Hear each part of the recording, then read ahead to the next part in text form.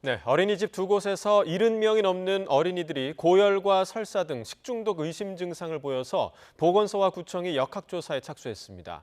일부 환자를 상대로 보건당국이 검사한 결과 이 식중독을 일으킬 수 있는 살모넬라균이 검출됐습니다. 취재기자 연결해서 자세히 알아봅니다. 윤태인 기자. 네, 사회부입니다. 네, 아이들이 많이 아픈 것 같아 걱정인데요. 이 식중독 증세 언제부터 나타난 겁니까? 어린이집 원아들이 식중독 증세를 보인 것은 지난 23일 체험학습을 다녀온 뒤입니다. 경기 용인시 기흥구에 있는 어린이집에 당시 체험학습이 있어서 근처 분식집에 단체 주문한 김밥을 아이들이 먹은 건데요.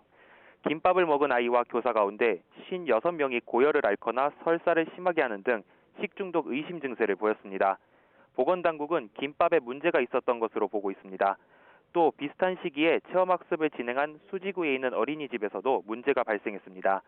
마찬가지로 같은 분식집에서 단체 주문한 김밥을 먹은 30명이 비슷한 증상을 보인 겁니다. 식중독 증상을 보이는 환자만 86명이고 이 가운데 어린이만 73명에 이릅니다. 특히 이 가운데 어린이 22명은 증세가 심각해 병원에 입원한 것으로 조사됐습니다. 이에 따라 기흥구청과 보건소는 긴급히 역학조사에 나섰는데요. 증상을 보이는 환자 6명을 상대로 검체를 채취해 신속 검사를 진행한 결과 일부에서 식중독 증세를 일으킬 수 있는 살모넬라균이 검출됐습니다.